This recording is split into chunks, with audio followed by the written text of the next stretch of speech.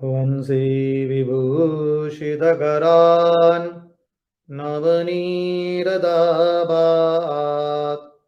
पीताम्बरात्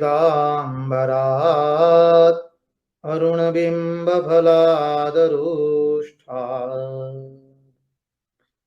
पूर्णेन्दुसुन्दरमुखात् अरविन्दनेत्रात् कृष्णात् परं किमपि तत्त्वम् अहं न जाने।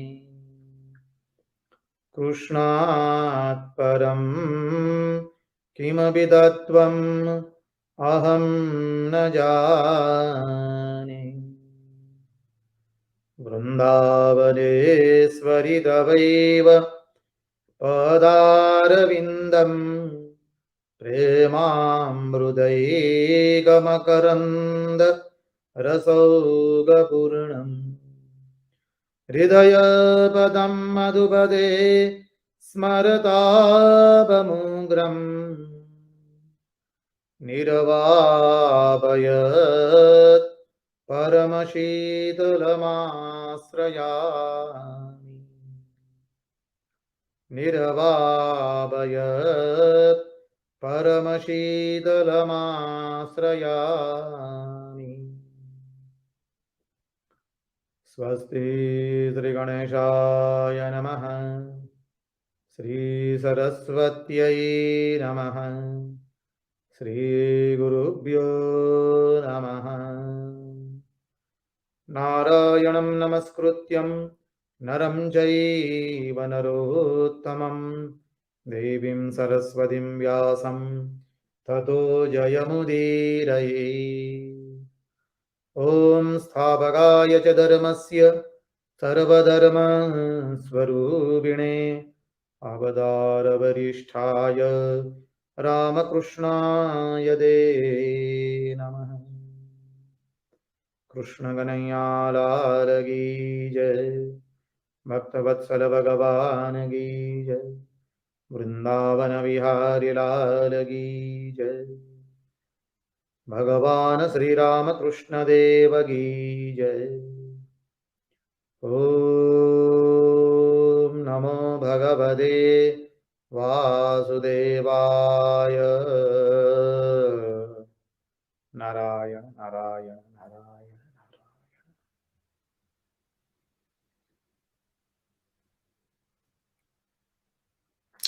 तो आइए हम श्रीमद् भागवत के सत्संग में अवगाहन करें। देखिए, पिछले सत्संग में हमने चिंतन किया था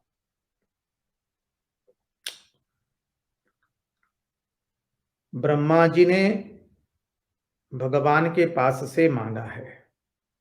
जब ब्रह्मा जी के मन में संकल्प उदित हुआ सृष्टि के निर्माण का, और जब भगवान प्रसन्न हुए तो ब्रह्मा जी कहते हैं, मेरे मन में संकल्प हो पर उसमें वासना न हो। द्वितीय कहा कि कर्म होता रहे पर मेरे में कर्म का अभिमान न जगे, कर्तापन का मद न जगे। तृतीय कहा, मेरे में कोई विषमता न हो। और भगवान नारायण जब प्रकट हुए, भगवान से उन्होंने यही मांगा। नारायण जब प्रकट हुए हमने देखा। अब भगवान से उन्होंने कहा कि प्रभु, आप जिस तरह से आपका मुझे सगुण एवं निर्गुण रूप मुझे देखना है, आपका पर एवं अपर रूप मुझे देखना है। पर मानी निर्गुण रूप, अपर मानी सगुण रूप। आप किस तरह से इस समस्त संसार को धारण करके बैठे हुए हैं और आप किस तरह से किसी से भी आसक्त हुए बिना इस सृष्टि का निर्माण कर रहे हैं। प्रभु मेरे पर अनुग्रह कीजिए, मुझे यही ज्ञान दीजिए। मैं भी यही प्राप्त करना चाहता हूं। आपने हमारा हाथ पकड़ा है, आपने हमें अपना सखा बनाया है। कृपा करके आप हमारे पर यह अनुग्रह करें। बाद में भगवान ने चतुश्लोकी भागवत का उपदेश दिया है। तो कुल जो है 7 श्लोक है। 30, 31, 32, 33, 34, 35 एवं 36। 30, 31वां श्लोक भूमिका है। 32, 33, 34, 35 ये 4 श्लोक है चतुश्लोकी भागवत। 36वां श्लोक बोले उपसंहार के रूप में है। पहले 2 श्लोक भूमिका, अंतिम श्लोक उपसंहार के रूप में है। अब देखिए ब्रह्मा जी ज्ञान की महिमा बता रहे हैं। कर्म करना है। ब्रह्मा जी के मन में संकल्प उदित हुआ है। संकल्प उदित होना मानी कर्म करना है। अब जब ब्रह्मा जी के मन में संकल्प उदित हुआ कर्म करने का, तो थोड़ा हम चिंतन करें। कर्म हम तभी कर सकते हैं जब हमारा ज्ञान पवित्र है। देखिए, हम जब हमारे गुरुजनों को वंदन करते हैं तो गुरुजन आशीर्वाद देते हैं, अच्छे कर्म करो, शुभ कर्म करो। और कर्म हमें सतत करते रहना है। कर्म हमारे जीवन का मुख्य आधार है। लेकिन हम अधिकांश लोग कर्म कैसे करना वो जानते नहीं हैं। ब्रह्मा जी हमको सिखा रहे हैं। ब्रह्मा जी को भी कर्म करना है। संकल्प उदित हुआ है, बोले मेरे संकल्प में वासना ना हो, कर्म होता रहे पर मेरे में कर्म का अभिमान न जगे, कर्म का मद न जगे और मेरे में विषमता न हो। अब ब्रह्मा जी को देखे तो देखिए ब्रह्मा जी चतुर्मुखी ब्रह्मा है। कल चिंतन किया था यही। चतुर्मुखी मानी मन, बुद्धि, चित्त एवं अहंकार।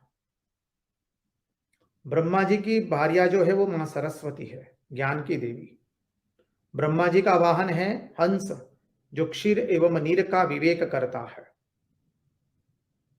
कितना अद्भुत है। एक एक चीज देखिए ब्रह्मा जी की ज्ञान से युक्त है।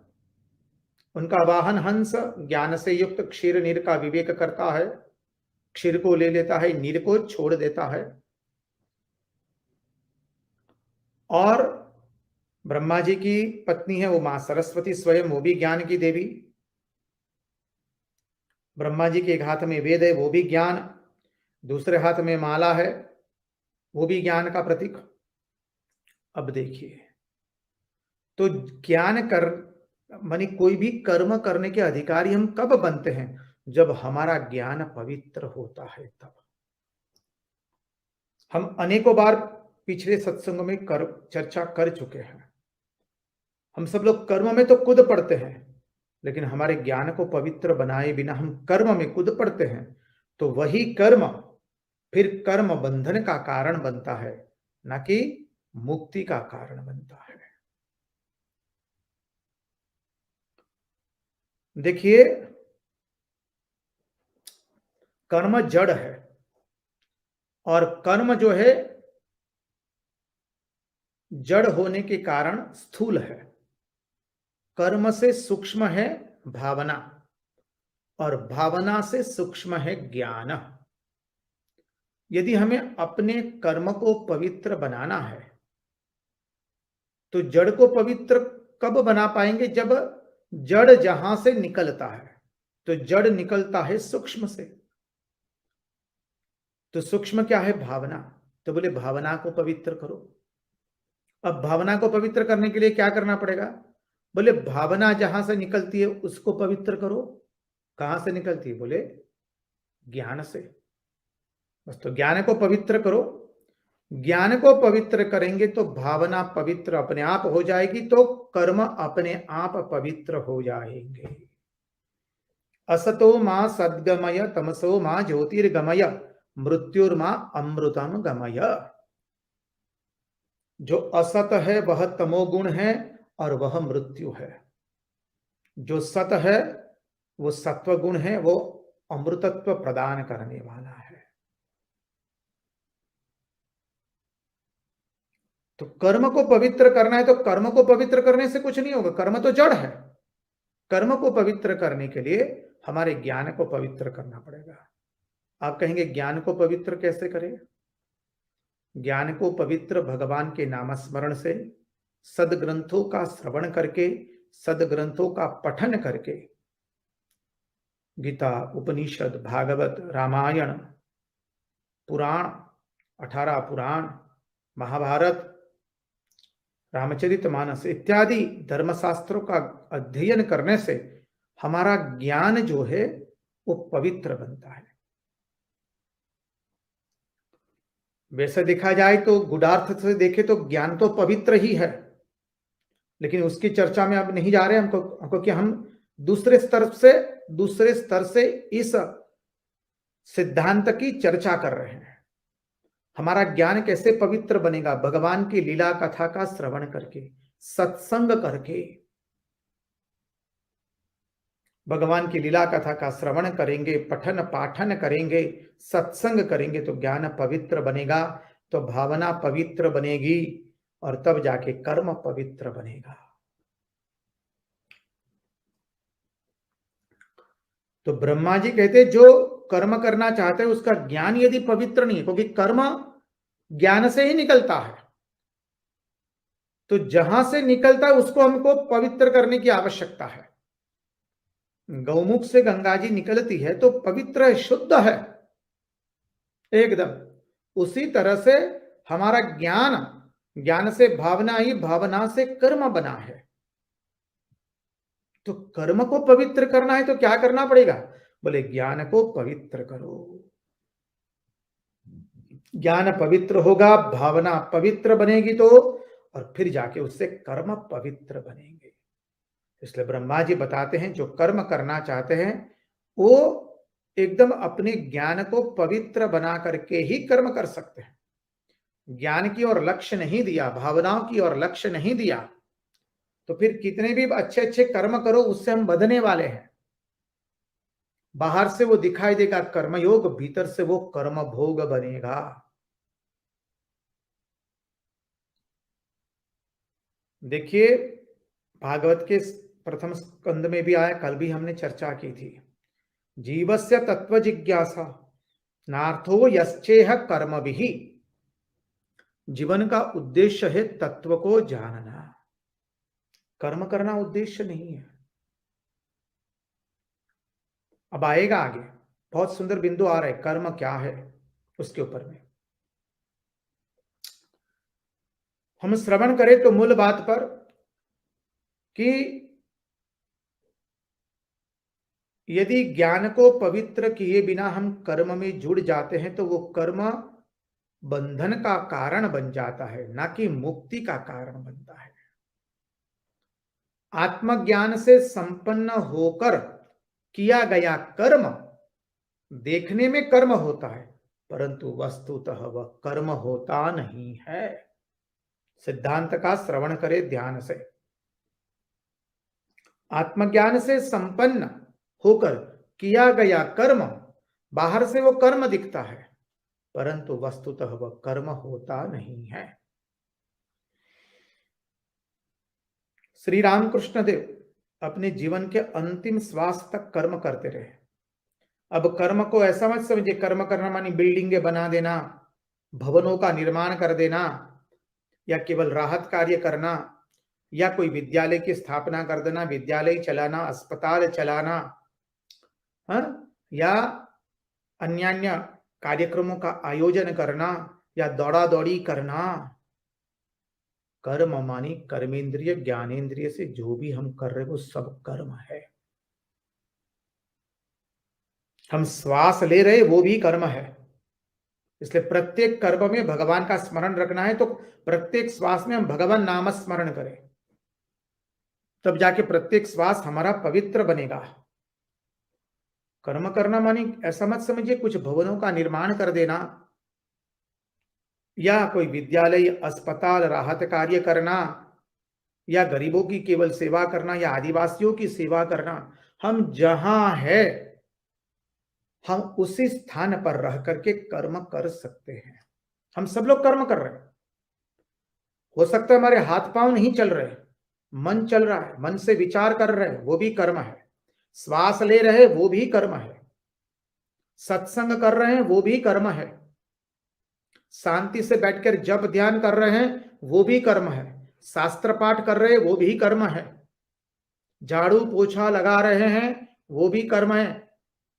खेत में किसान जुताई कर रहा है वो भी कर्म है। सन्यासी सत्संग करता है वो भी कर्म है।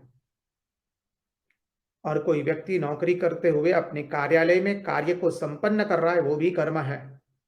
कोई धंधा किया व्यक्ति धंधा का कार्य कर रहा है वो भी कर्म है। सब कुछ कर्म में आता है, कर्म से बाहर कुछ भी नहीं है।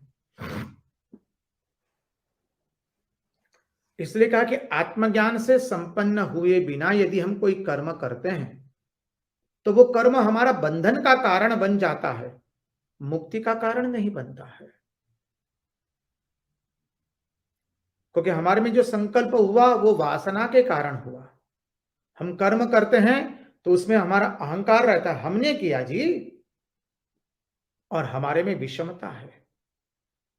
हम जिससे पसंद करते हैं, जिसके प्रति प्रेम है, उसका अधर्म भी हमको धर्म लगता है, और जिससे द्वेष करते हैं उसका धर्म भी हमें अधर्म लगता है।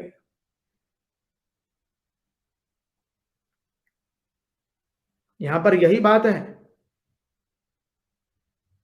कि भाई आत्मज्ञान से संपन्न होकर किया गया कर्म बाहर से कर्म लगता है, परंतु वस्तुतः वो कर्म होता नहीं है। श्री रामकृष्ण देव अंतिम श्वास तक कर्म करते रहे हैं। जो भी आ रहे हैं उनको उपदेश दे रहे हैं, उनको अध्यात्म पथ पर अग्रसर करे, परमार्थ की यात्रा में अग्रसर कर रहे हैं। स्वयं कुछ बोल नहीं पा रहे हैं, कितना कष्ट हो रहा है, फिर भी अंतिम श्वास तक कर्म करते रहे। स्वामी विवेकानंद अंतिम श्वास तक। श्री रामकृष्ण देव के सभी अंतरंग सन्यासी शिष्य और हमारे परमाध्यक्ष सब लोग अंतिम श्वास तक कर्म करें। बाहर से वो सब कुछ कर्म कर रहे हैं। अब श्री रामकृष्ण देव भक्तों के घर जाते हैं, भक्तों के वहां संकीर्तन करते हैं, बाहर से कर्म कर रहे हैं, लेकिन वो कर्म उनको बांधता नहीं है। ध्यान दे, वो कर्म उनको बांधता नहीं है। वो आत्मज्ञान रूपी तत्व ज्ञान से संपन्न होकर कर्म कर रहे हैं। भले वो बाहर से दिखता है कर्म, परंतु वस्तुतः वह कर्म होता नहीं है। स्वामी विवेकानंद अमेरिका गए, अमेरिका में इतने सारे व्याख्यान दिए, धर्म का प्रचार किया, हिंदू सनातन वैदिक धर्म का, सनातन धर्म का प्रचार प्रसार किया। देखिए बेलूर मठ की रचना की, और इतना इतना सारा जीवन कर्म किया है, प्रचंड कर्म। भगवतपाद भगवान आद्य शंकराचार्य वो भी सतत कर्म में प्रवृत्त है, बाहर से कर्म ही कर रहे हैं, एक जगह से दूसरी जगह जा रहे हैं। और जो सबसे शास्त्रार्थ कर रहे हैं, जो शास्त्रार्थ में पराजित होता है उनको वैदिक सनातन धर्म में ला रहे हैं। और 4 मठों की स्थापना की। बाहर से तो कर्म दिख रहा है, लेकिन वस्तुतः वह कर्म नहीं होता है। क्यों नहीं होता है? क्योंकि वो जो भी कर्म कर रहे हैं उससे अदृष्ट की उत्पत्ति नहीं होती है। अदृष्ट की उत्पत्ति नहीं होती है मानी कर्म फल की उत्पत्ति नहीं होती है। ध्यान से श्रवण करे। कोई कर्मफल की उत्पत्ति नहीं होती है उससे। अदृष्ट मानी कर्मफल, वो तो अदृष्ट है। दृश्य जो दृश्यमान नहीं है वो अदृष्ट, इसलिए कहते हैं अदृष्ट की उत्पत्ति नहीं होती है। मां सतत कर्म कर रही है, मां शारदा देवी, श्री रामकृष्ण देव, स्वामी विवेकानंद, त्रयमूर्ति और 16 अंतरंग सन्यासी शिष्य, अनेकों संत महात्मा लोग बाहर से तो वो कर्म कर रहे हैं, लेकिन वो वस्तुतः कर्म होता नहीं है। क्यों नहीं होता है? क्योंकि उससे अदृष्ट की उत्पत्ति नहीं होती है। अदृष्ट क्या है? कर्म फल। बोले क्यों कर्म फल की उत्पत्ति नहीं होती है? क्यों अदृष्ट की उत्पत्ति नहीं होती है? क्योंकि उनके अंदर में राग द्वेष नहीं है, उनमें वासना नहीं है। ये तीन चीज जो ब्रह्मा जी ने कहा, संकल्प तो है परंतु वासना के कारण नहीं है। स्वामी विवेकानंद भी जब विदेश से भारत लौटे, मां शारदा देवी अपनी गुरु माता के दर्शन के लिए जब जाते हैं, मां शारदा देवी का दर्शन किया और मां के चरणों में उन्होंने प्रणाम करते हुए कहा कि मुझे श्री रामकृष्ण देव के नाम से एक संघ स्थापित करने की इच्छा है, आप मुझे आशीर्वाद दीजिए और जल्द से जल्द ये कार्य पूर्ण हो, ऐसा आशीर्वाद दीजिए। तब मां शारदा देवी क्या कहती है? बेटा, तेरे मन में विचार आना और श्री रामकृष्ण देव के मन में विचार आना बात एक ही है। स्वामी विवेकानंद तो ऐसा ना समझे कि भाई वो अमेरिका गए अपनी नाम यश कीर्ति प्राप्त करने के लिए। अरे देखो, बोले इतने, बोले लोग कहते हैं इतने बड़े योगी तो ये सब उछल कूद क्यों कर रहे हैं? कई लोग कहते हैं जब जो स्वामी विवेकानंद की पृष्ठभूमिका को समझ नहीं पाते हैं, उनकी ये सब घटनाओं को देख करके शंकाशील हो जाते हैं, और ये होना अत्यंत स्वाभाविक है। अरे आत्मज्ञानी पुरुष है, उनके मन में संकल्प कैसे आया? मां शारदा देवी उसका निराकरण भी करती है, और स्वामी विवेकानंद कोई सामान्य नहीं है, आत्मज्ञान से भरपूर है, इसलिए उनमें संकल्प तो उदित हुआ परंतु वासना रहित है। कर्म हो रहा है, रामकृष्ण मिशन की स्थापना की, अनेकों व्याख्यान दिए, प्रवचन दिए, विदेश की भूमि में भारतीय वैदिक सनातन धर्म का डंका बजाया, स्वदेश लौट करके कोलंबो से अल्मोड़ा तक भारतीय व्याख्यान दिए और कितने सारे लोगों को धर्माभिमुख बनाया, परमार्थ की यात्रा में अग्रसर किए अपने प्रवचनों के माध्यम से। संकल्प हो रहा है लेकिन वासना रहित। कर्म हो रहा है, व्याख्यान देना, रामकृष्ण मिशन की रचना करना, समझिए ये सब बिना अहंकार के तो कर्म होगा नहीं। थोड़ा अहंकार थोड़ी मात्रा में रह गया है और थोड़ी मात्रा में रखा है जानबूझ करके, तो थोड़ा अहम है। किस लिए रखा है अहम? कार्य करवाने के लिए, अन्यथा कार्य होगा नहीं। ये बात ध्यान में रखे कि काशीपुर उद्यान वाटिका में श्री रामकृष्ण देव के समीप स्वामी विवेकानंद जो नरेंद्रनाथ दत्त के रूप में थे, उन्होंने कहा कि महाशय आप हमें ऐसा कीजिए कि हम महीनों महीनों तक समाधिस्थ रहे, केवल शरीर का निर्वाह करने के लिए कुछ देर तक, कुछ समय के लिए शरीर पर मन वापस आए, समाधि में से बाहर निकले और फिर मुहुर्मुहुर समाधि में चले जाए। तब श्री रामकृष्ण देव कहते अरे छी छी छी, तू इतने हीन बुद्धि का कहां से हो गया? मैं तो सोचता था कि कहां तो एक बहुत बड़ा वटवृक्ष बनेगा और लोग उस वटवृक्ष की निश्रा में आकर के शांति को प्राप्त करेंगे, और तुम यह कह रहे हो। तो ये स्वामी विवेकानंद जब श्री रामकृष्ण देव के समीप थे काशीपुर उद्यान वाटिका के अंदर में, दूसरी एक घटना का चिंतन करे तो स्वामी विवेकानंद को ठाकुर श्री रामकृष्ण देव बुलाते हैं और उनके समीप वो ध्यानस्थ हो गए।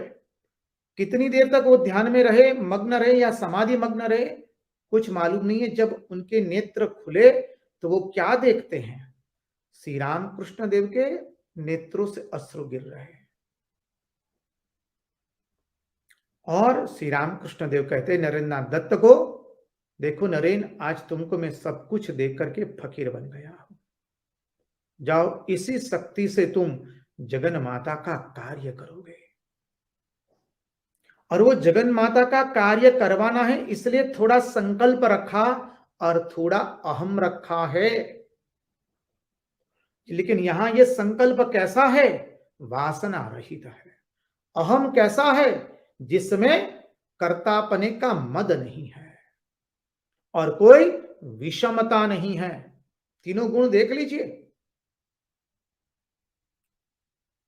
स्वामी विवेकानंद में कोई विषमता नहीं, इसलिए स्वामी विवेकानंद कहते हैं India can not claim on me that I am for India only, I am for the whole humanity.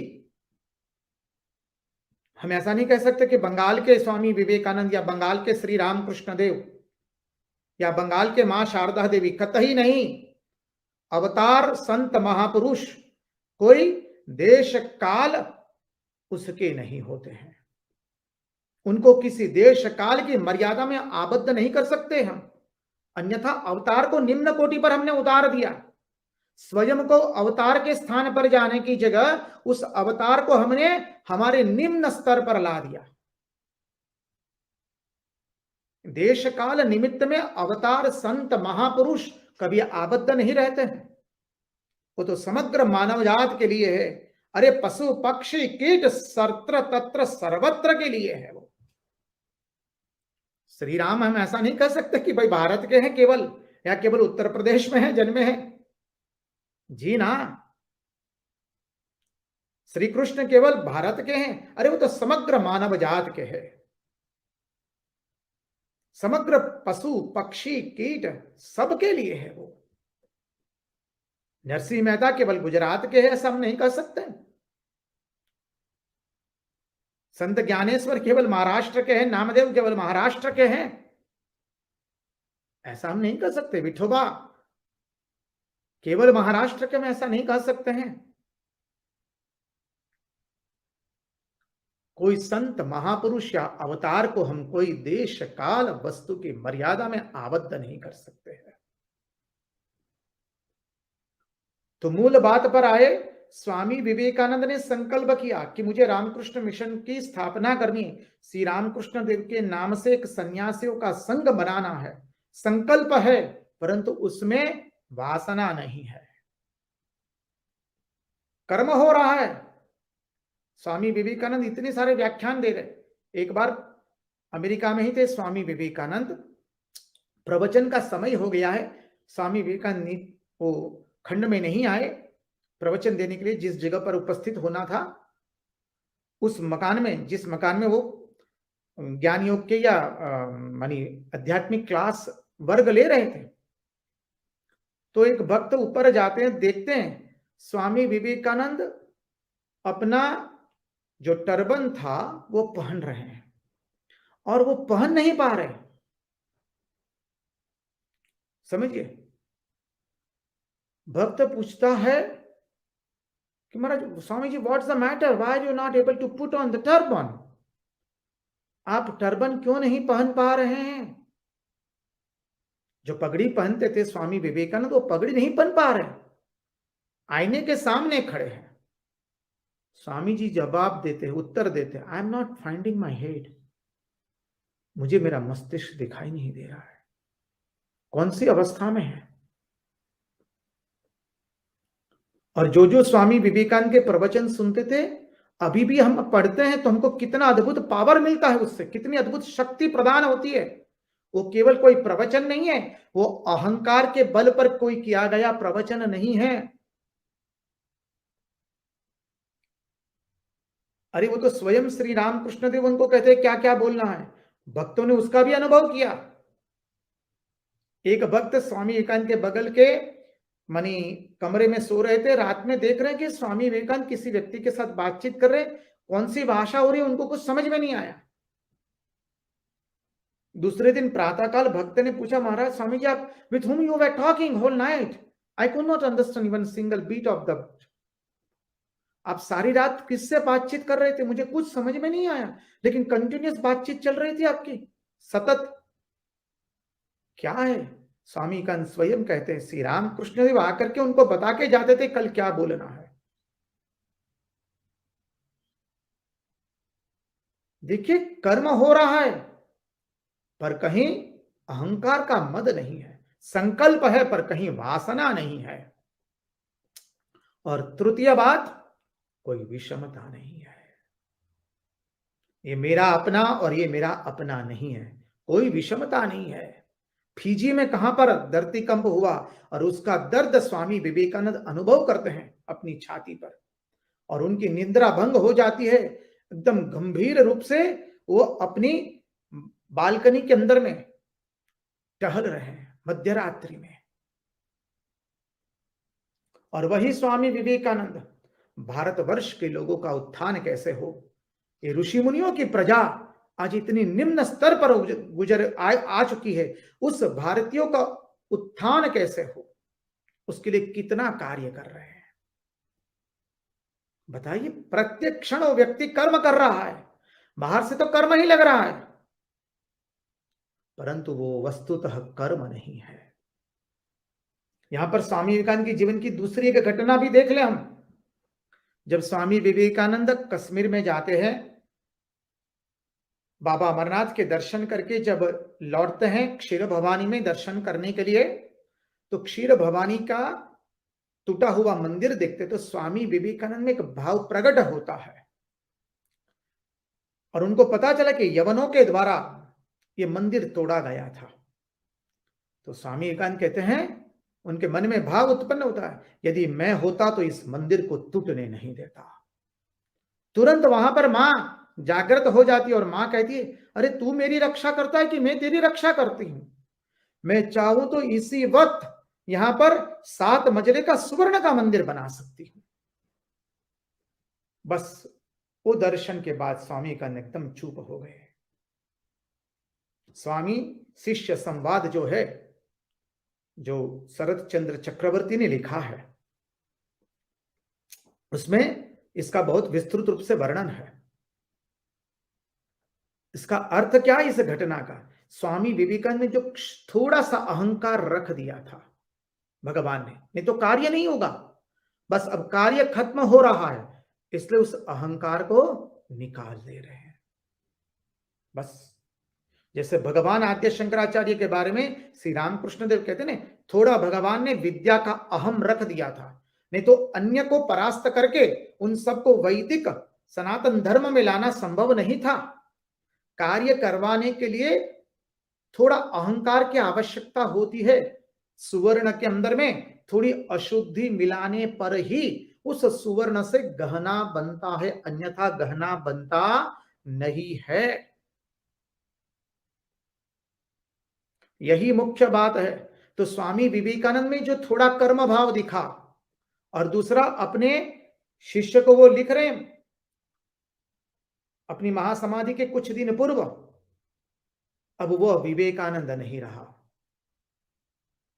मैं तो वही हूं नरेंद्रनाथ दत्त, जो दक्षिणेश्वर में पंचवटी के अंदर में श्री रामकृष्ण देव के मानी चरणों के पास बैठ करके उनकी अमृतमयी वाणी सुना करता था।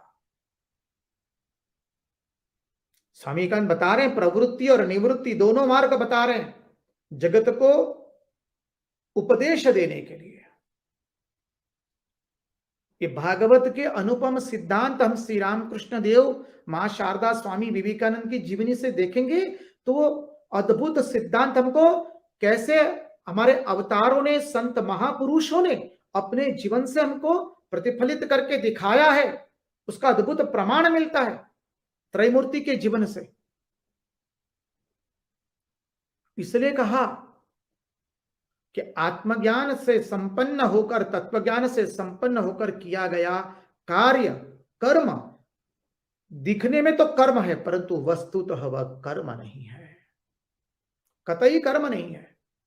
श्री कृष्ण प्रत्येक क्षण कर्म कर रहे हैं, लेकिन कहीं पर भी अदृष्ट की उत्पत्ति नहीं होती है। क्यों नहीं होती है? क्योंकि राग द्वेष नहीं है, अहंकार नहीं है, इसलिए राग द्वेष नहीं है। संकल्प है परंतु वासना नहीं है।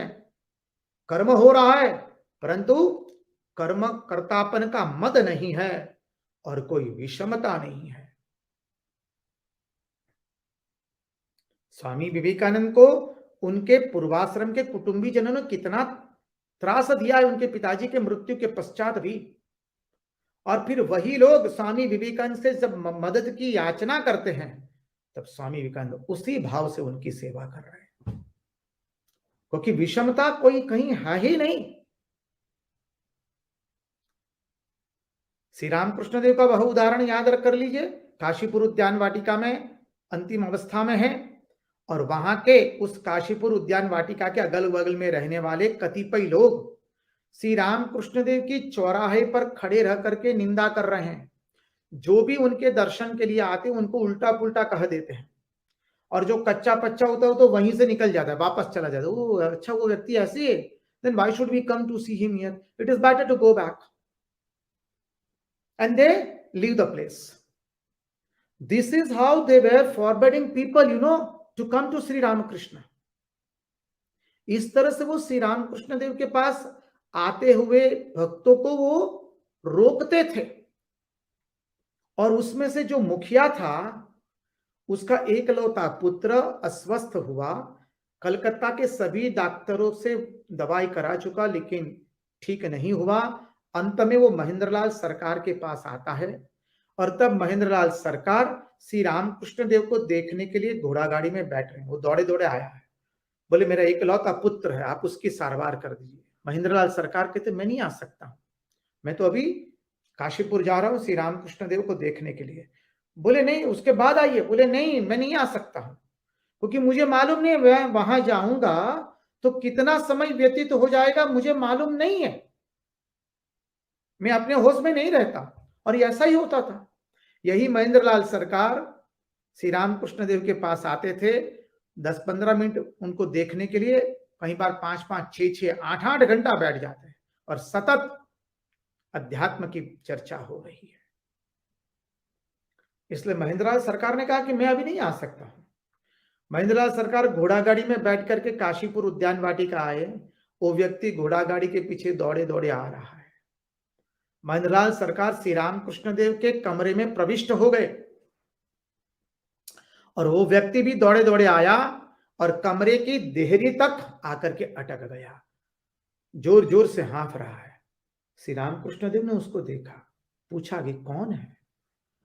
तब महेंद्र नाथ दत्त मनी मास्टर महाशय कहते, ये यही व्यक्ति है जो चौराहे पे खड़े रह करके आपकी बहुत निंदा करता है। बोले क्या हुआ, किस लिए आया है। तब महेंद्रलाल सरकार ने कहा उसका एकलौता पुत्र अस्वस्थ हुआ है, मुझे कहता है कि उसकी दवाई करो कीजिए।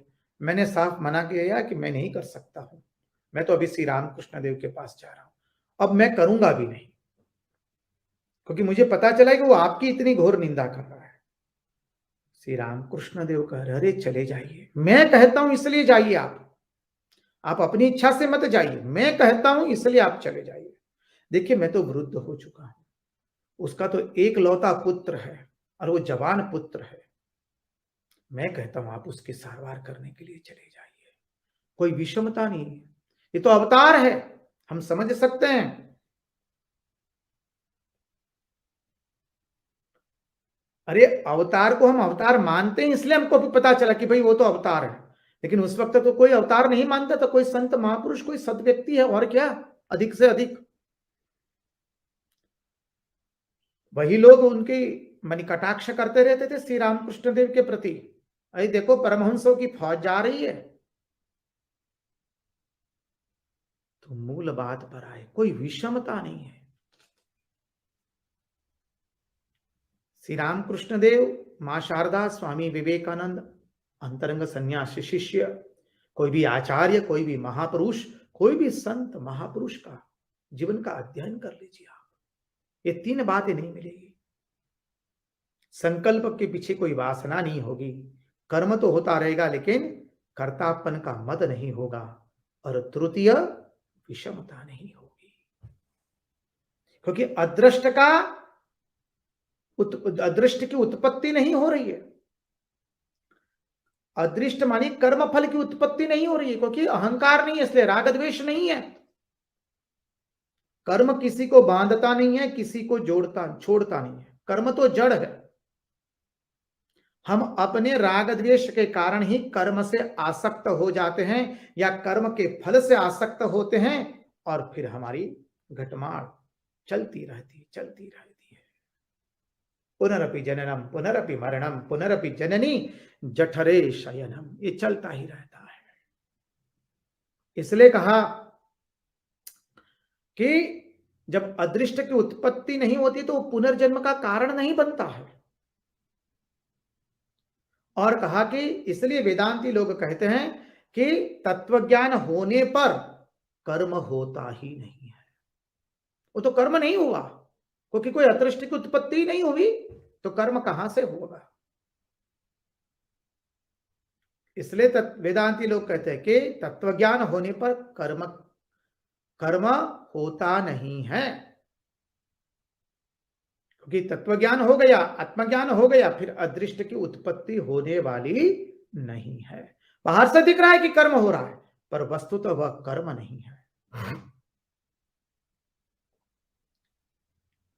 अब आगे चले मूल बिंदु से, क्योंकि भागवत का भी ये देखिए, द्वितीय स्कंद अत्यंत महत्वपूर्ण स्कंद है, साधन स्कंद है। इसमें साधन क्या है पूरा वर्णन किया है।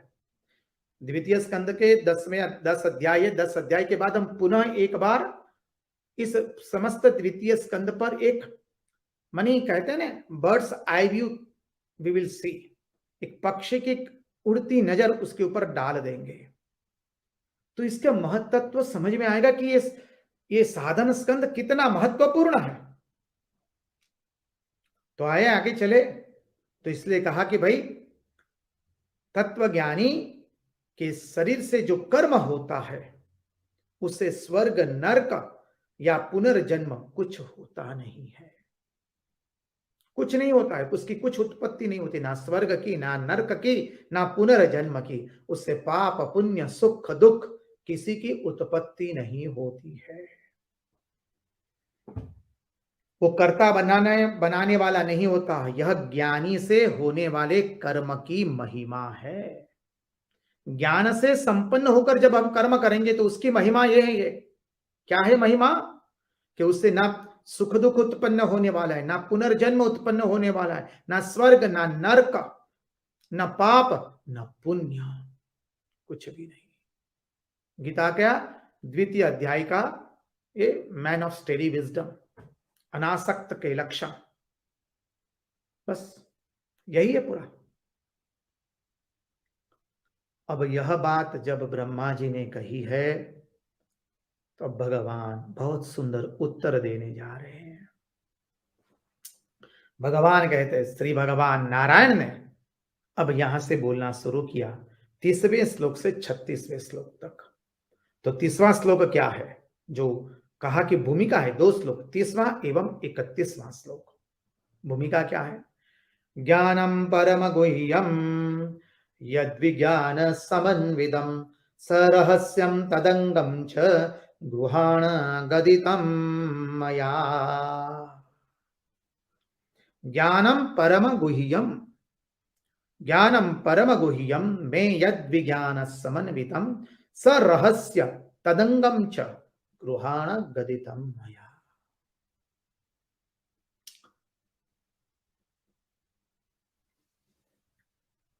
कहते हैं यह जो विज्ञान है, यत विज्ञान मनी संधि विच्छेद करेंगे तो यद विज्ञान समन्वितम, मनी जो विशेष विज्ञान, विज्ञान समन्वितम विशेष विज्ञान से समन्वित है, संयुक्त है, समन्वित मानी संयुक्त है, वो क्या है, परम गुह्यम, परम गोपनीय, परम रहस्यमय है। ज्ञानम वह शास्त्र ज्ञान, सरहस्य रहस्य के साथ, तदंग उसके अंग के साथ, च गृहाण गदितम मया, ओ ब्रह्मा जी गृहाण गदितम मया, मेरे द्वारा तुम्हें कहा जा रहा है उसका ग्रहण करो। गदितम गृहाण गदितम मया, कितनी अद्भुत बात कही है।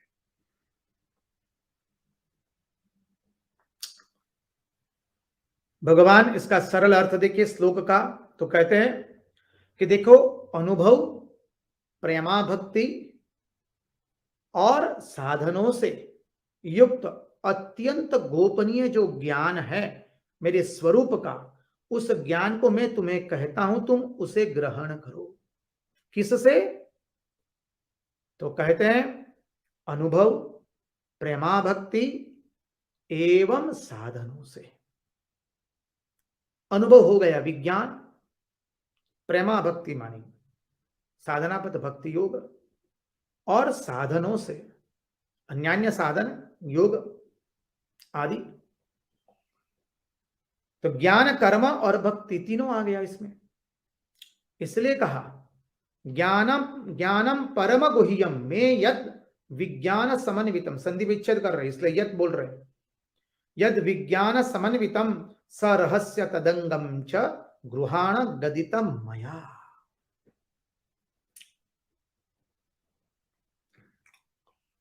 नारायण ने कहा कि शास्त्रोक्त ज्ञान माने संपूर्ण वेदों का तात्पर्य, और विज्ञान माने अनुभव जो कि परम गुह्य है। परम गुह्यम, ज्ञान माने शास्त्रोक्त ज्ञान समस्त, विज्ञान माने अनुभव। ज्ञान किसे कहते हैं? सामान्य अर्थ से देखे तो बोले दूध को जानना, दूध के बारे में जानना। भाई दूध कैसा है? तो दूध सफेद रंग का है, गाय से निकला हुआ दूध है इत्यादि, वो ज्ञान हुआ। दूध पीने से बोले मनुष्य हृष्ट पुष्ट हो जाता है, दूध एक पौष्टिक आहार है, पूर्ण आहार है। इस सब दूध के बारे में जानना, इसका नाम हुआ ज्ञान। और विज्ञान किसे कहते हैं? जो दूध को पीता है और पी करके हृष्ट पुष्ट होता है। दूध को देखना और दूध के बारे में जानना एक अलग है, वो हो गया ज्ञान। और दूध पी करके हृष्ट पुष्ट होना, वो हो गया विज्ञान। श्री रामकृष्ण देव सरल अर्थ में समझाते हमको, सरल भाषा से।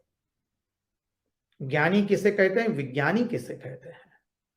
तो यहां पर यही बात है, ज्ञानम परम गुह्यम में यद विज्ञान समन्वितम सरहस्य। बोले अत्यंत गोपनीय ज्ञान है। कई बार प्रवचनकार लोग या कोई एक मत के लोग,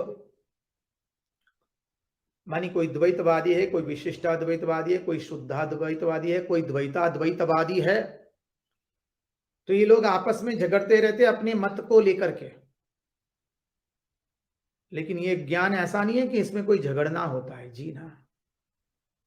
हमारे जिन जिन आचार्य हो गए, भगवान आद्य शंकराचार्य, भगवान माधवाचार्य, भगवान रामानुजाचार्य, भगवान वल्लभाचार्य, भगवान निम्बार्काचार्य, भगवान चैतन्य महाप्रभु, इस सब आचार्यों के ने जो जो मत की स्थापना की, वो तो भगवान की शक्ति से ही की है। भगवान की शक्ति ही भिन्न भिन्न आचार्यों की मति में बैठ करके भिन्न भिन्न रूप से उसी परम तत्व का निरूपण करा रही है। हम तो सभी आचार्यों को साष्टांग दंडवत प्रणाम करते हैं। सदाशिव समारंभां शंकराचार्य मध्यमाम अस्मदाचार्य पर्यन्ताम वंदे गुरु परंपरा। श्री रामकृष्ण देव ने हमको सिखाया, श्री रामकृष्ण देव सबको वंदन कर रहे हैं। द्वैतवादियों को वंदन, अद्वैतवादियों को वंदन, शुद्धाद्वैतवादियों को वंदन, द्वैताद्वैतवादियों को वंदन, विशिष्टाद्वैतवादियों को वंदन, आज के मानी आधुनिक ब्रह्म समाजियों को वंदन, सबको वंदन श्री रामकृष्ण देव कर रहे हैं। तो कहते ये इतना परम गुह्य तत्व है। ज्ञानम परम गुह्यम में यद विज्ञान समन्वितम,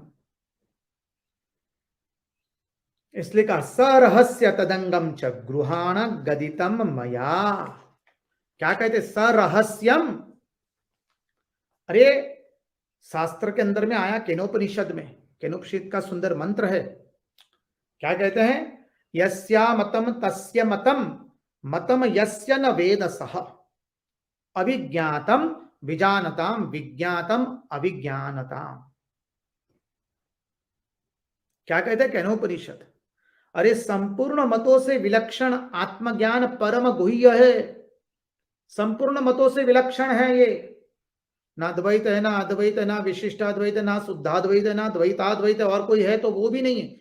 इन सभी मतों से विलक्षण है, अलग है, और ये परम गुह्य है, अत्यंत गोपनीय है, परम गोपनीय है, सबको बताने योग्य नहीं है, सब उसका ग्रहण भी नहीं कर पाएंगे। शास्त्रोक्त ज्ञान और अनुभव रूप विज्ञान, शास्त्रोक्त ज्ञान और अनुभव रूप विज्ञान, इसलिए कहा कि यद विज्ञान समन्वितम। अब दूसरे चरण में जाए श्लोक के, सरहस्यम तदंग। महात्मा लोगों ने बहुत सुंदर विशेष करके इसके पर ध्यान हमारा आकृष्ट किया है। सदर सरहस्य, सरहस्य और तदंग अर्थात क्या है? रहस्य माने उसके लिए तदाकार वृत्ति करनी पड़ती है। सरहस्य, ब्रह्मा, तुम तदाकार वृत्ति करो ब्रह्म को जानने के लिए। ब्रह्माकार वृत्ति, भगवदाकार वृत्ति, वृत्ति को तदाकार करनी पड़ेगी। ब्रह्माकार वृत्ति, भगवदाकार वृत्ति, भगवदाकार वृत्ति, सरहस्य। सरहस्य का अर्थ यही है कि हम तदाकार वृत्ति करें, अर्थात भगवदाकार वृत्ति, ब्रह्माकार वृत्ति, तदंग, तत अंग मानी, अंग मानी जो साधन करना पड़ता है, सो साधना, भक्ति और ज्ञान विज्ञान, इन चारों को मैं तुमको बताता हूं। जो साधना करना पड़ती है, जो साधन करना पड़ता है, साधन क्या है? तो बोले भक्ति, साधना, ज्ञान एवं विज्ञान। ज्ञान मानी शास्त्र ज्ञान, विज्ञान मानी अनुभव, भक्ति मानी भक्ति, साधन मानी योगाभ्यास। सरहस्य तदंगम च गृहाण गदितम मया। तुम सावधान होकर उसका ग्रहण करो। और भगवान यहां पर कर्ण के माध्यम से नहीं सुना रहे, संकल्प मात्र से। बस भगवान ने संकल्प किया और ब्रह्मा जी को पूर्ण ज्ञान हुआ है। इसलिए कहा कि तुम तुम्हारी वृत्ति को तदाकार करो, ब्रह्माकार वृत्ति बनाओ, भगवदाकार वृत्ति बनाओ। सरहस्य तदंग, तदंग मानी साधन करना पड़ेगा। तो साधन क्या है? बोले अभ्यास करो, साधना, योगाभ्यास, अष्टांग योग, यम नियम आसन प्राणायाम प्रत्याहार धारणा ध्यान समाधि, साधना, फिर भक्ति, नवदा भक्ति, श्रवणम कीर्तनम विष्णु स्मरणम पाद सेवनम अर्चनम वंदनम दास्यम सख्यम आत्मनिवेदनम, नवदा भक्ति। ज्ञान, तो बोले ज्ञान का साधन क्या है? तो बोले विवेक, वैराग्य, षट संपत्ति और मुमुक्षत्व। साधन चतुष्टय, विवेक, वैराग्य, षट संपत्ति, शम दम उपरति तितिक्षा श्रद्धा समाधान, ये षट संपत्ति आ गई। षट मानी 6। तो ज्ञान के मार्ग में ये जो साधन चतुष्टय वो क्या है? विवेक पहला, दूसरा है वैराग्य, तीसरा षट संपत्ति। षट संपत्ति अर्थात शम दम उपरति तितिक्षा श्रद्धा एवं समाधान, और अंत में मुमुक्षुत्व। और विज्ञान माने अनुभव प्राप्त करना। तो कहते हैं कि भाई सदंग और सरहस्य, सरहस्यम, सरहस्यम मानी तदाकार वृत्ति करो, ब्रह्माकार वृत्ति करो, भगवदाकार वृत्ति बनाओ। तदंग यानी साधना के द्वारा किस प्रकार योगाभ्यास करना चाहिए, उपासना आदि करनी चाहिए और साधन करना चाहिए, और किस प्रकार तदाकार वृत्ति करनी है, और किस प्रकार उसके द्वारा ज्ञान विज्ञान का अनुभव करना है। यह अत्यंत महत्वपूर्ण है। तदाकार वृत्ति करके उसके किस प्रकार उसके द्वारा ज्ञान विज्ञान का अनुभव करना है। अद्भुत बात बता रहे हैं।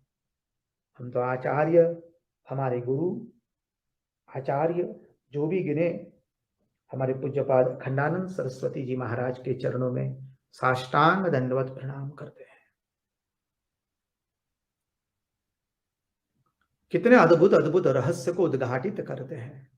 श्रीधर स्वामी के चरणों में साष्टांग दंडवत प्रणाम करते हैं। महाप्रभु वल्लभाचार्य जी के चरणों में साष्टांग दंडवत प्रणाम निवेदित करते हैं। पूज्यपाद डोंगरी जी महाराज, कृष्ण शंकर शास्त्री जी और करपात्री जी के महाराज जी के चरणारविंद में, और अनेकों विद्वान पंडित उन सब के चरणारविंद में साष्टांग दंडवत प्रणाम करते हैं, जिन्होंने भागवत के अनुपम श्लोकों का अद्भुत रहस्य हमारे सामने उद्धृत किया है।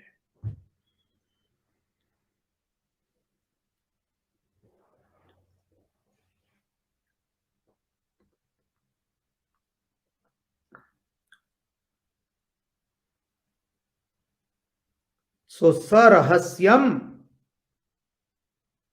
तदंग च गृहाण गदितम मया।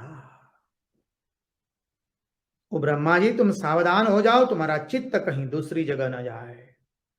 चित्त को भगवदाकार वृत्ति में लगाओ, तदाकार वृत्ति बनाओ, ब्रह्माकार वृत्ति बनाओ, और साधना क्या करनी है, उपासना क्या करनी है, और ज्ञान विज्ञान का अनुभव क्या करना है, वो मैं तुमको सुना रहा हूं। कितनी महत्वपूर्ण बात बताई है। इसलिए देखिए, गीता प्रेस गोरखपुर का भाषांतर पढ़ेंगे, द्वितीय स्कंद के 9वें अध्याय के अंदर में 30वां श्लोक है, और ये भाषांतर भी पूज्यपाद अखंडानंद सरस्वती जी महाराज ने किया है। हिंदी का अद्भुत भाषांतर है।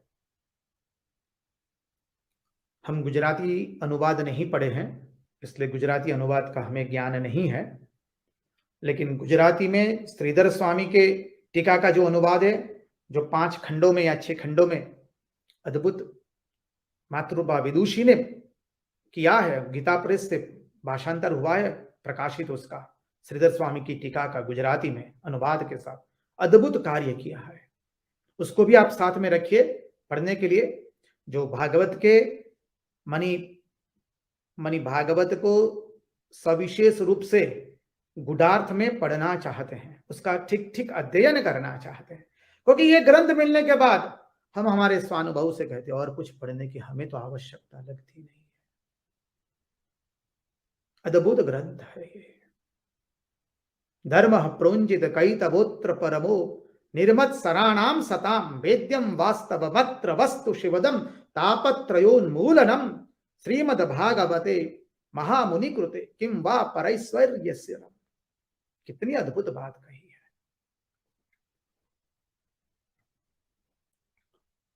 धर्म प्रोंजित कैतवोत्र परमो निर्मत्सराणां सताम् वेद्यं वास्तवमत्र वस्तु शिवदं तापत्रयोन्मूलनम्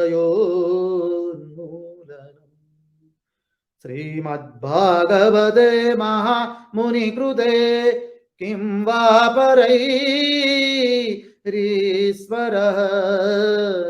सद्यो हृद्यवरुध्यते प्रकृतिभिः शुश्रूषुभिः तत्क्षणात् शुश्रूषुभिः तत्क्षणात्।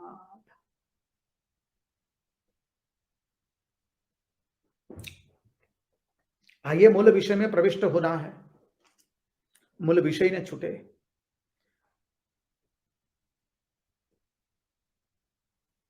तो 30वां श्लोक इस तरह से प्रस्तुत किया गया है। भगवान स्वयं बोले, श्री भगवान वाच। अभी अभी जो हमने देखा, ज्ञानम परम परम गुह्यम में यद विज्ञान समन्वितम स रहस्यम तदंगं च गृहाण गदितम मया।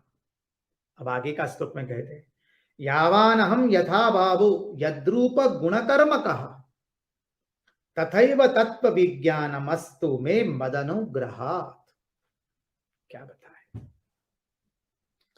यावानहम यथा भावो, कितना सुंदर कहा है यहां पर, यावानहम यथा भावो यद्रूप गुणकर्म कह, यावानहम, अहम यावान, संधि विच्छेद करे तो क्या हुआ, मैं जितना हूं, यावान अर्थात जितना हूं, यावान हम, यथा भावो, यथा मानी जैसे, भाव मानी मेरा लक्षण है, मैं जैसे लक्षण वाला हूं, यद्रूप गुण कर्म कह, यत रूप गुण कर्म कह, मेरा जैसा रूप है, गुण है, कर्म है अर्थात लीलाएं हैं, तथैव तत्व विज्ञानम अस्तु, तथैव तत्व विज्ञानम अस्तु में मदनुग्रहात, मत अनुग्रहात, वैसा ही तत्व ज्ञान से संपूर्ण ज्ञान मेरे अनुग्रह से तुमको हो जावे, मत अनुग्रहात, मेरे अनुग्रह से वैसा ही ठीक तत्व ज्ञान, किसका तत्व ज्ञान, मैं जैसा हूं, मेरी जितनी मेरी लंबाई चौड़ाई है, जितना मेरा विस्तार है, यदा यावान हम, अहम यावान, मैं जितना हूं, कितना है, अनंत है,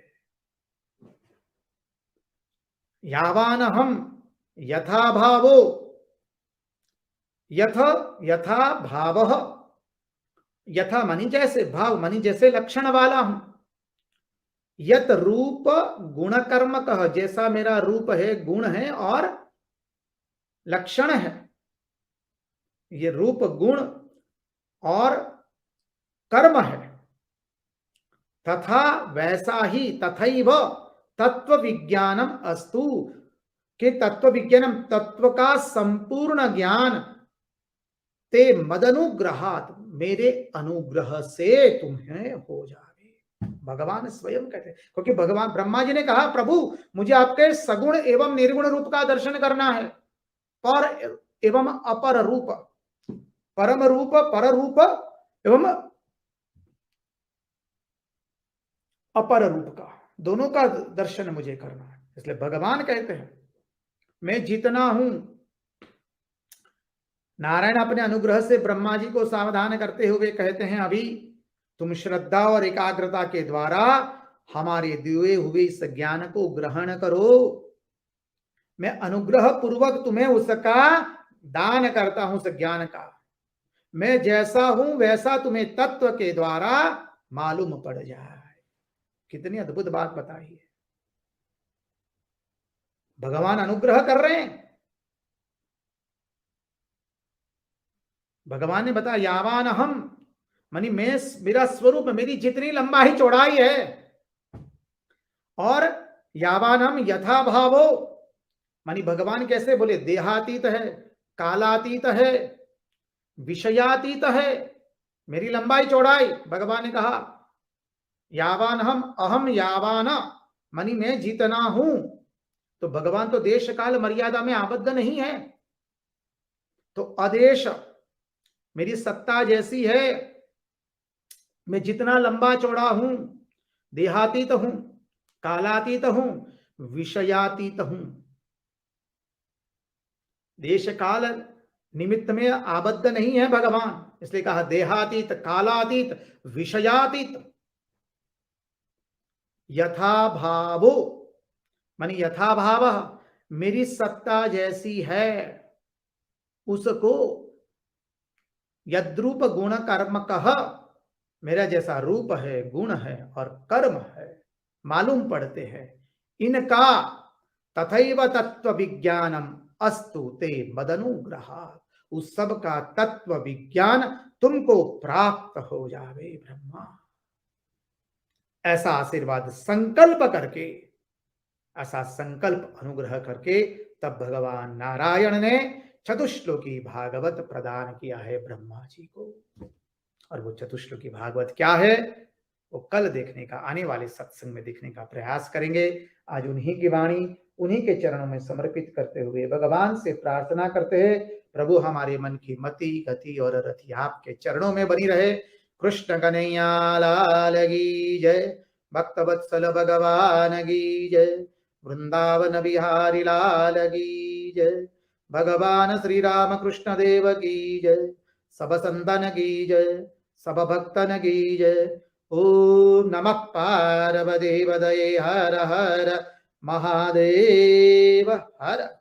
जय जय श्री राधे, जय जय श्री राधे, जय जय श्री राधे।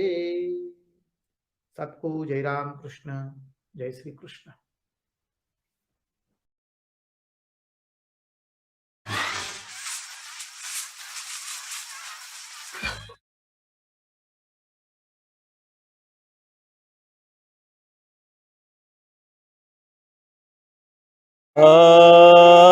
चण्डाला प्रतिहतरयो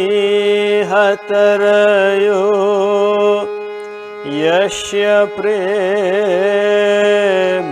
प्रवाहो लोकातीतो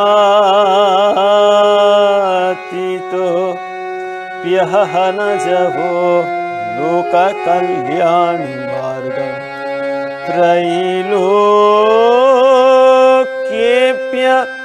प्रतिममहिमा जानकी प्राणबन्धो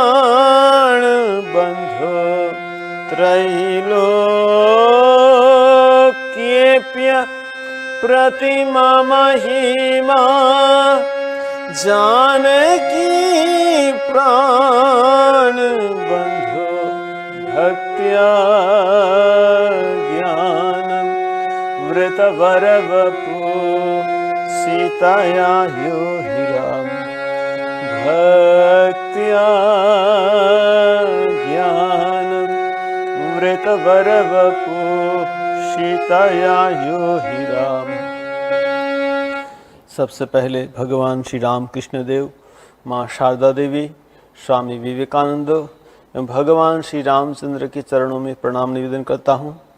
यहाँ के बड़े महाराज परम पूजनीय श्रीमद स्वामी निखिलेश्वर जी महाराज, यहाँ के सन्यासी ब्रह्मचारी और आप सभी के चरणों में प्रणाम निवेदन करता हूँ, क्योंकि आपके सभी के हृदय में भगवान श्री रामचंद्र व माँ जानकी विराजमान है। हम सब मिलकर राम संकीर्तन करेंगे।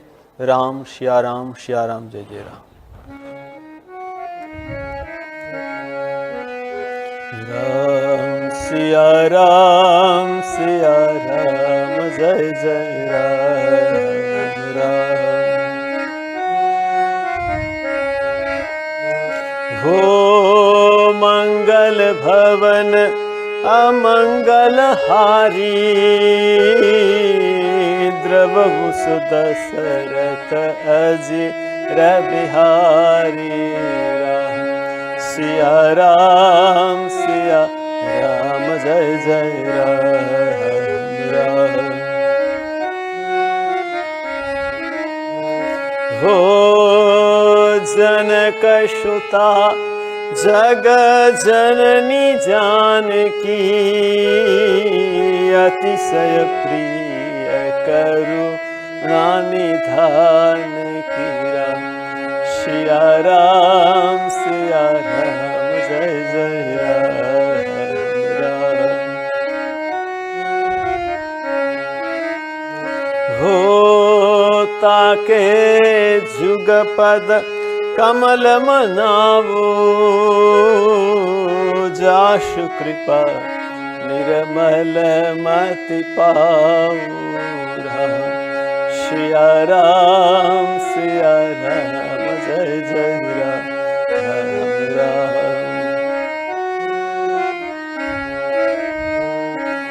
हो रघुकुल रीति सदा चली आई प्राण जाय पर बचन न जाई। सिया राम जय जय राम राम। हो जय जय जय हनुमान गोसाई कृपा कर गुरुदेव की नाई। सिया राम जय जय राम राम। हो सिया राम मैं सब जग जानी, करहु प्रणाम जोरी जुग पानी रहा। सिया राम जय जय राम राम। सिया राम जय जय राम राम। सिया राम जय जय राम।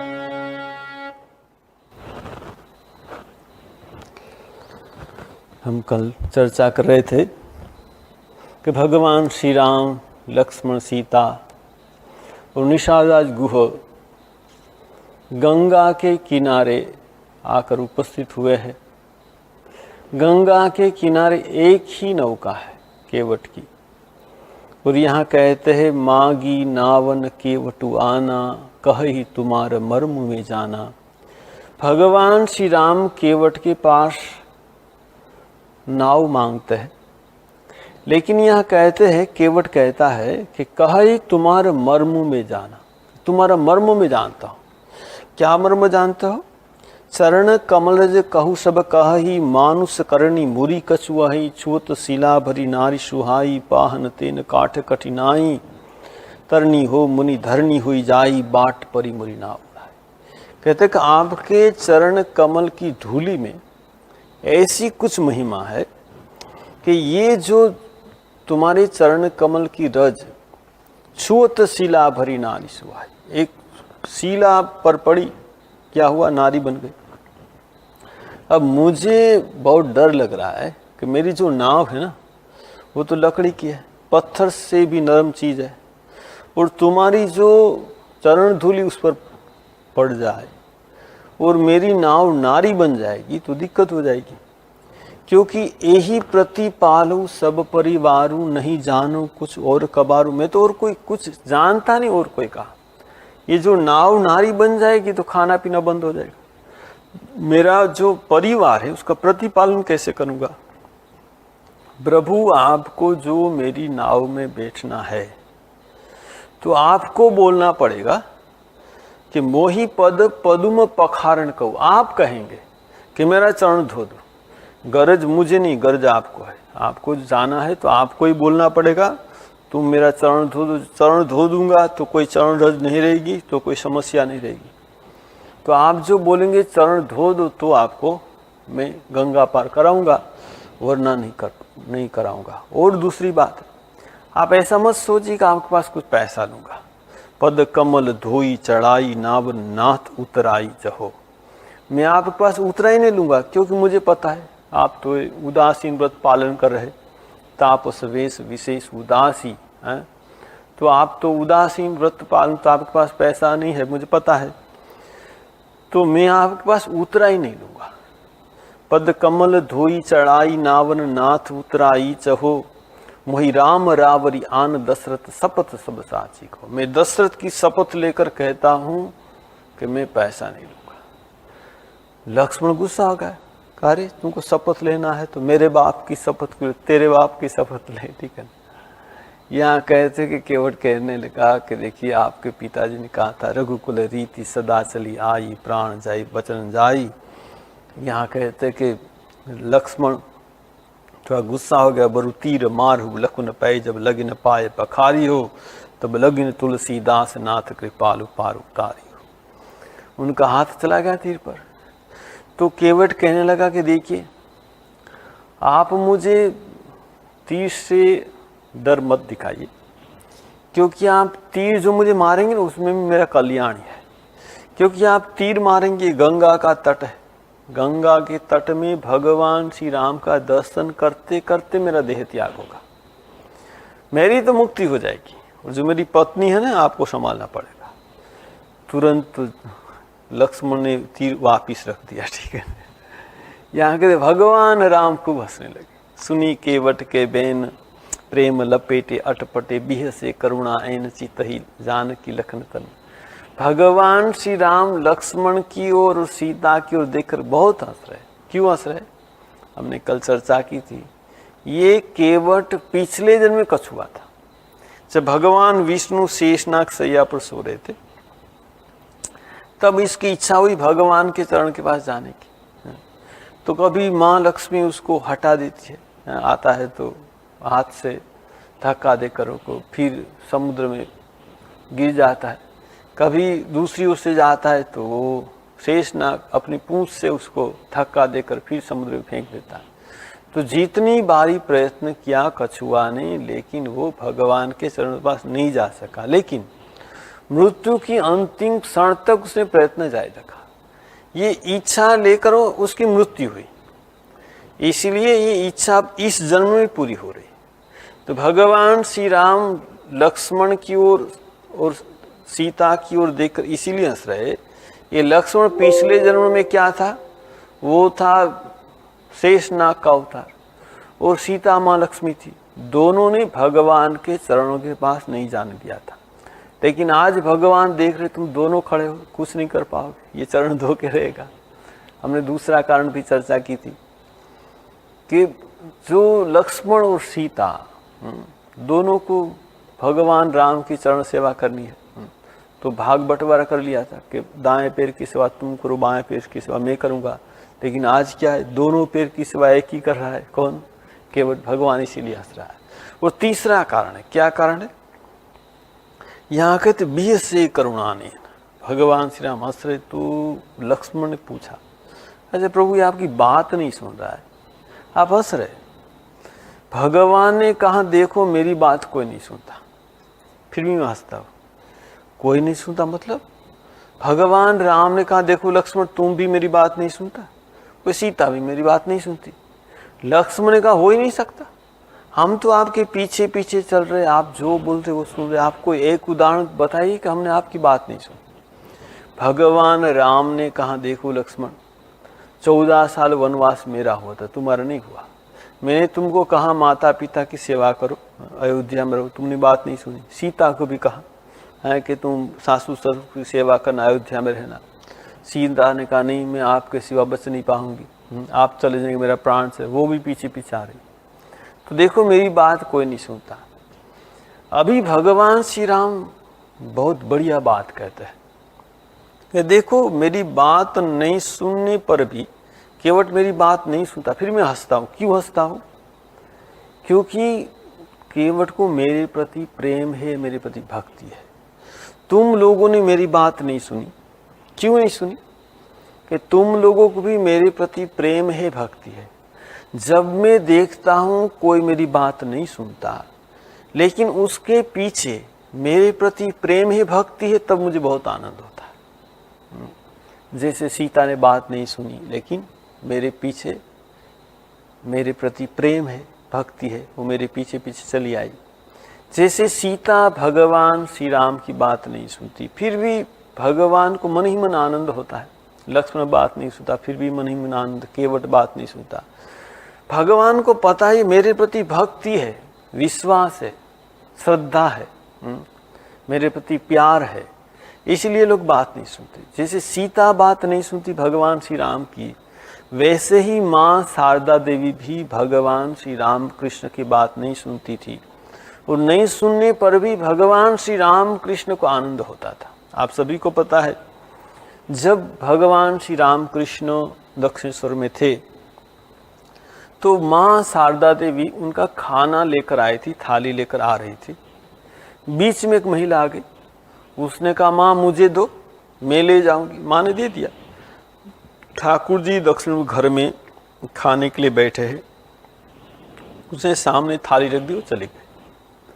जब माँ शारदा देवी आई, देखा कि श्री राम कृष्ण तो गंभीर हो गए, खाना नहीं खा रहे। तो पूछा क्या क्या हुआ? तो ठाकुर जी ने कहा तुमको पता नहीं, जिस तुमने मेरी थाली जिनके हाथ में दे दी उनका चरित्र अच्छा नहीं, तुमको पता नहीं? माँ ने कहा पता है। तुमको पता नहीं मैं ऐसे जिसका चरित्र अच्छा नहीं, ऐसे आदमी का छुआ हुआ खाना में नहीं खा सकता, तुमको पता नहीं? माँ ने कहा पता है। तो फिर क्यों दिया? देखिए ठाकुर जी ऐसे थे, वो एक बार स्वामी विवेकानंद ने देखा कि कोई एक गिलास पानी लेकर आया, ठाकुर ने छुआ भी नहीं, पानी नहीं पी सके ठाकुर। बाद में स्वामी विवेकानंद ने पता लगा कि क्यों नहीं ठाकुर पी सके, तो वो जो आदमी पानी का गिलास लेकर आया था, स्वामी विवेकानंद उनके पीछे 2-3 दिन घूमते रहे, देखा उनका चरित्र अच्छा नहीं। तो देखिए जिनका चरित्र अच्छा नहीं होता था, ठाकुर वो देखकर पता लग जाता। और ऐसे अपवित्र लोगों का क्या स्पर्श हुआ खाना ठाकुर जी नहीं खा सकते थे, माँ को भी पता था। तो श्री रामकृष्ण देव ने कहा कि देखो तुमको पता है मैं ऐसा खाना नहीं खा सकता, तुमने क्यों दिया? आज से कभी मेरा खाना किसी के हाथ में मत देना। माँ ने कहा मुझसे नहीं होगा। आप सोचिए, माँ ठाकुर की बात नहीं सुन रही। देखिए माँ कहते मुझसे नहीं होगा, क्यों नहीं होगा? माँ ने कहा मुझे माँ कहकर कोई पुकारेगा, मैं उसको वापिस नहीं जाने दूंगी। आमा के जिद क्यों माँ बोले डाके, आमी ताके फेराते पार बोना। देखिए यहाँ बहुत एक चिंता का विषय है, सोचने का विषय है। यहाँ कहते माँ ठाकुर जी को खिलाने में माँ को बहुत आनंद होता था, माँ ही ठाकुर जी को खिला सकती थी, क्योंकि ठाकुर जी जब खाने बैठते थे तो मुहुर्मुहु समाधि हो जाती थी, तो ठाकुर को खिलाना बहुत मुश्किल था। माँ क्या करती थी, बातें करते करते उनका मन नीचे रखती थी जैसे वो खा सके, वरना क्या समाधि में चले तो खा नहीं पाएंगे। तो यहाँ कहते हैं माँ ही सिर्फ ठाकुर जी को खिला पाती थी, और ठाकुर जी को ज्यादा खिलाने में माँ को बहुत आनंद होता था। और ठाकुर जी को खिलाने के लिए माँ झूठ भी बोलती थी। एक बार कहते डॉक्टर ने कहा कि आप पानी नहीं पी सकेंगे, आपको सिर्फ दूध पी के रहना पड़ेगा। ठाकुर जी ने पहले सोचा कि पानी नहीं पीऊंगा कैसे रहूंगा, फिर सोचा ठीक मैं तो परमहंस हूँ, दूध पी कर रहूंगा। माँ ने बोला हाँ कोई बात नहीं, आप रह पाओगे।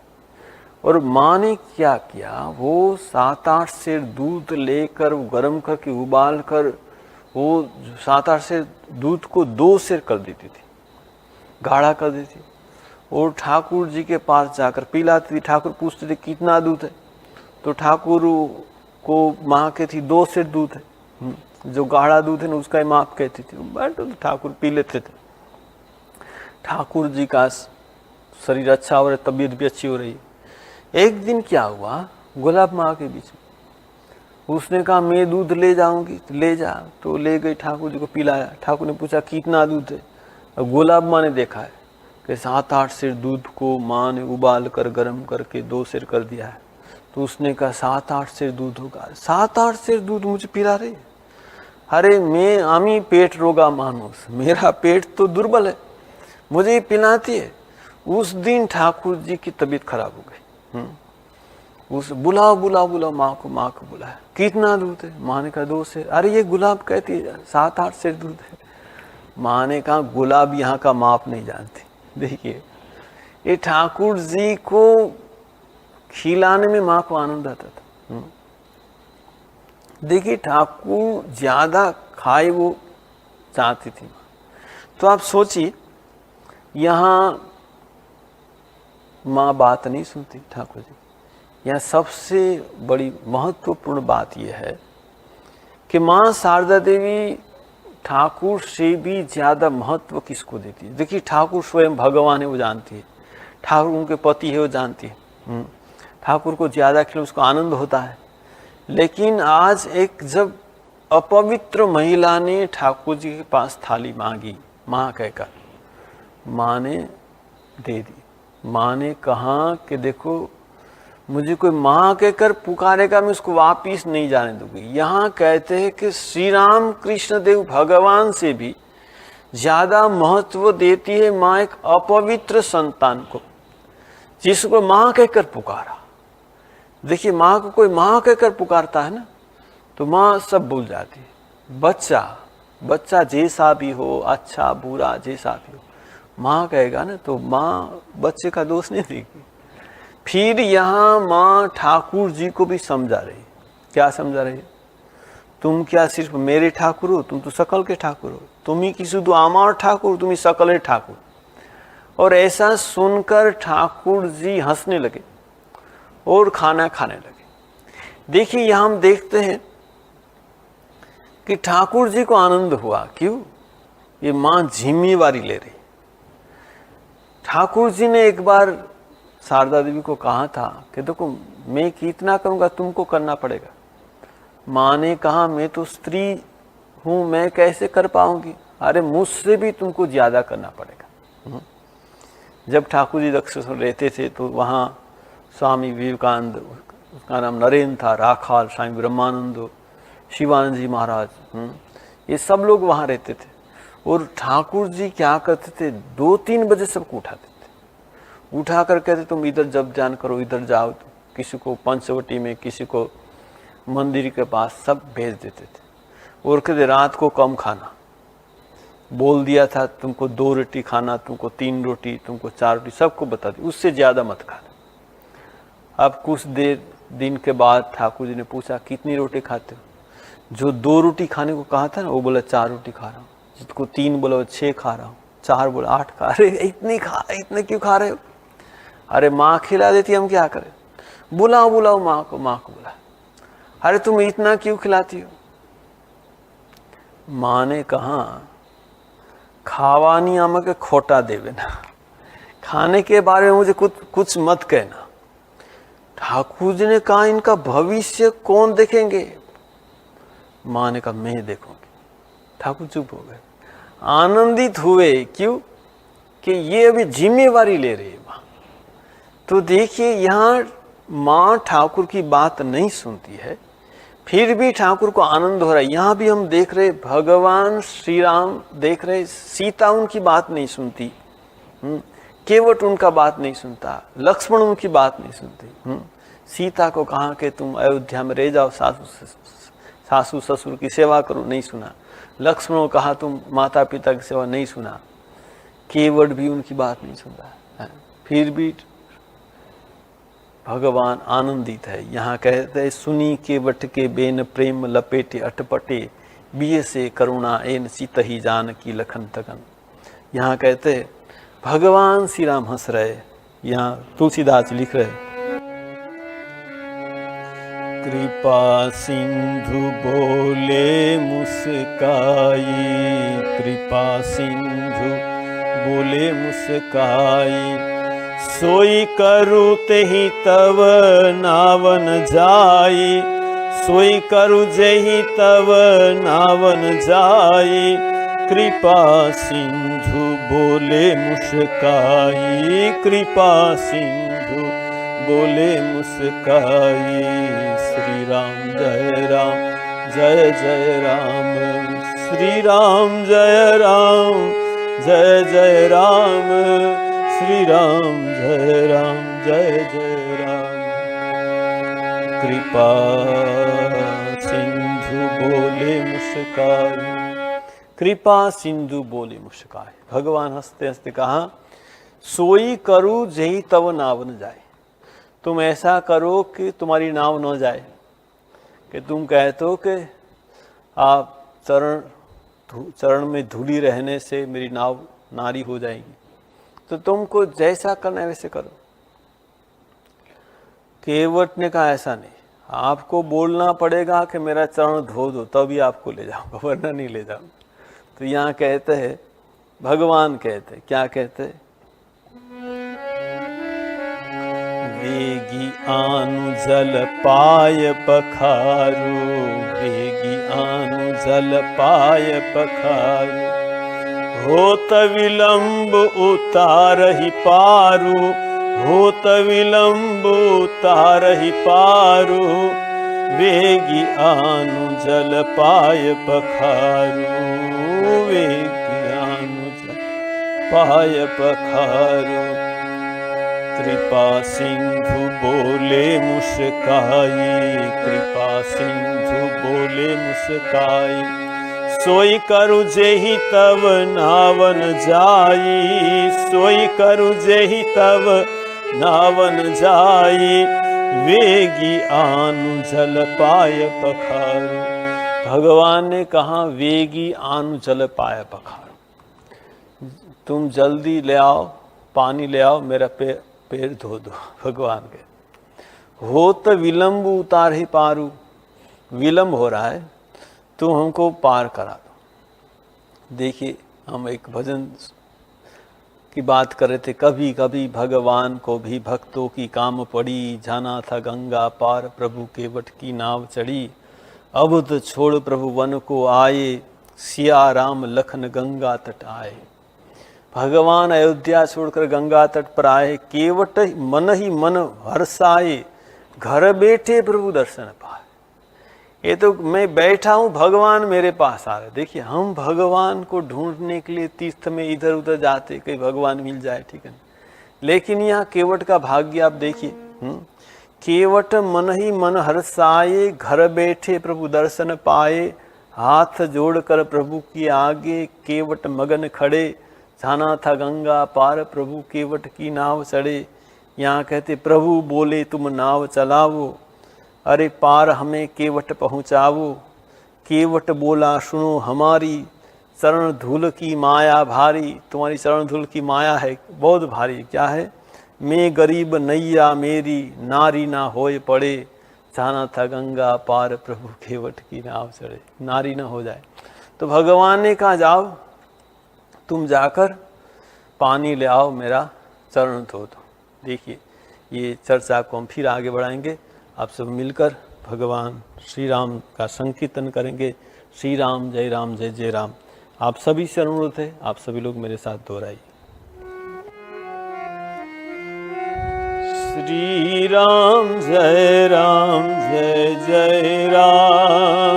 श्री राम जय जय राम, श्री राम जय जय राम, श्री राम जय जय राम, श्री राम जय जय राम, श्री राम जय जय राम, श्री राम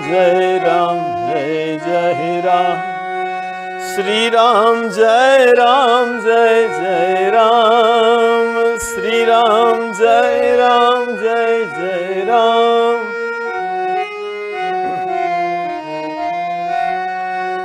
श्री राम जय जय राम, श्री राम जय जय राम, श्री राम जय जय राम, श्री राम जय जय राम, श्री राम जय जय राम, श्री राम जय जय राम, श्री राम जय बोलो सियावर रामचंद्र जी की जय, पवन सुत हनुमान की जय, उमापति महादेव की जय, सद्गुरुदेव की जय, शारदावर राम कृष्ण की जय। बोलो भाई सब संतन की जय, बोलो भाई सब भक्तन की जय। ओम नमः पार्वती पतये हर हर महादेव हर।